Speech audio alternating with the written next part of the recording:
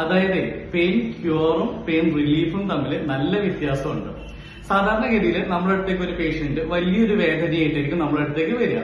അപ്പൊ നമ്മൾ ആ കാരണം എന്താണ് എന്ന് കണ്ടെത്താൻ വേണ്ടി കുറച്ച് ടെസ്റ്റുകളൊക്കെ ചെയ്ത് കാരണം എന്താന്നുള്ളത് കണ്ടെത്തി അതിന് ഒരു പ്രോട്ടോകോൾ, ട്രീറ്റ്മെന്റ് പ്രോട്ടോകോൾ നിശ്ചയിച്ച് പേഷ്യന്റിനെ എഡ്യൂക്കേറ്റ് ചെയ്ത് നമ്മൾ ആ ട്രീറ്റ്മെന്റ് സ്റ്റാർട്ട് ചെയ്യും.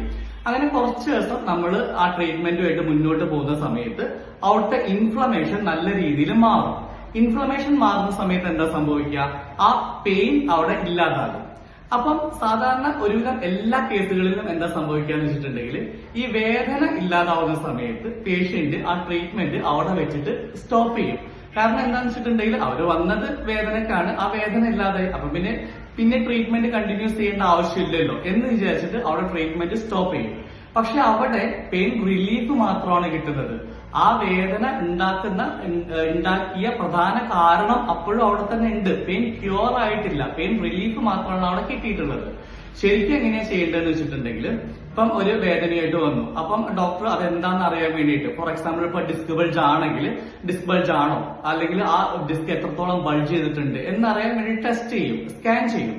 അപ്പം ആ സ്കാനിൽ ഇത്രത്തോളം ഡിസ്ക് ബൾജ് ഉണ്ട് അല്ലെങ്കിൽ ഡിസ്ക് ബൾജ് ആണ് എന്ന് കണ്ടെത്തിയിട്ടുണ്ടെങ്കിൽ ഡോക്ടർ പറയുന്ന ട്രീറ്റ്മെന്റ് അതേ രീതിയിൽ ചെയ്യാം. വേദന മാറി കഴിഞ്ഞാലും ആ ട്രീറ്റ്മെന്റ് കണ്ടിന്യൂസ് ചെയ്ത് ട്രീറ്റ്മെന്റ് അവസാനിച്ചിട്ട് ഡോക്ടർ ഒരു നെക്സ്റ്റ് സ്കാനിന് വേണ്ടിയിട്ട് പറയും, അടുത്ത സ്കാനിന് വേണ്ടിയിട്ട് പറയും. ആ സ്കാനിങ് ചെയ്തതിന് ശേഷം ഈ രണ്ട് സ്കാനും തമ്മിൽ താരതമ്യം ചെയ്ത് നോക്കണം. ഇതിന്റെ അകത്ത് ഡിസ്ക് ബൾജ് ഉണ്ട്, ഇതിന്റെ അകത്ത് ഡിസ്ക് ബൾജ് ഇല്ലേ, അല്ലെങ്കിൽ ഇതിന്റെ അകത്ത് ഡിസ്ക് ഇത്രത്തോളം ബൾജ് ചെയ്തിട്ടുണ്ട്, അല്ലെങ്കിൽ ഇതിന്റെ അകത്ത് എത്രത്തോളം ആ ബൾജ് ചെയ്തിട്ടുള്ള ഡിസ്ക് റെഡ്യൂസ് ചെയ്തിട്ടുണ്ട് എന്ന് താരതമ്യം ചെയ്ത് നോക്കിയിട്ട് ആ വേദന ഉണ്ടാക്കിയ കാരണം അവിടെ തന്നെ ഉണ്ടോ അല്ലെങ്കിൽ അത് മാറിയോ എന്നുള്ള ഒരു നിഗമനത്തിൽ എത്തിയിട്ട് വേണം നമ്മൾ ആ ട്രീറ്റ്മെന്റ് സ്റ്റാർട്ട് ചെയ്യാൻ വേണ്ടിയിട്ട്. അങ്ങനെ ആ ട്രീറ്റ്മെന്റ് നമ്മൾ സ്റ്റോപ്പ് ചെയ്യാൻ വേണ്ടിയിട്ട്.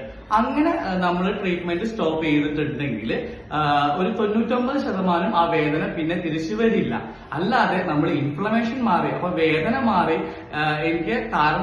ഞാൻ വരാൻ കാരണം എന്തായിരുന്നു? വേദനയാണ്. ആ വേദന മാറി പിന്നെ ട്രീറ്റ്മെന്റ് കണ്ടിന്യൂസ് ചെയ്യേണ്ട ആവശ്യമില്ലല്ലോ എന്ന് വിചാരിച്ച് ആ ട്രീറ്റ്മെന്റ് അവിടെ സ്റ്റോപ്പ് ചെയ്തിട്ടുണ്ടെങ്കിൽ ആ കാരണം അവിടെ തന്നെ ഉണ്ട്. അതിന് അനുകൂലമായിട്ടുള്ള ഒരു സാഹചര്യം അടുത്തത് വരുന്ന സമയത്ത് ഈ വേദന രണ്ടാമതും വരും. അപ്പൊ ഇങ്ങനെയാണ് ട്രീറ്റ്മെന്റ് എടുത്തിട്ടുണ്ടെങ്കിൽ അത് കംപ്ലീറ്റ് ചെയ്യണം. പെയിൻ ക്യൂറും പെയിൻ റിലീഫും തമ്മിൽ നല്ല വ്യത്യാസമുണ്ട്. നമുക്ക് വേണ്ടത് പെയിൻ റിലീഫ് അല്ല, പെയിൻ ക്യൂർ ആണ്. Thank you.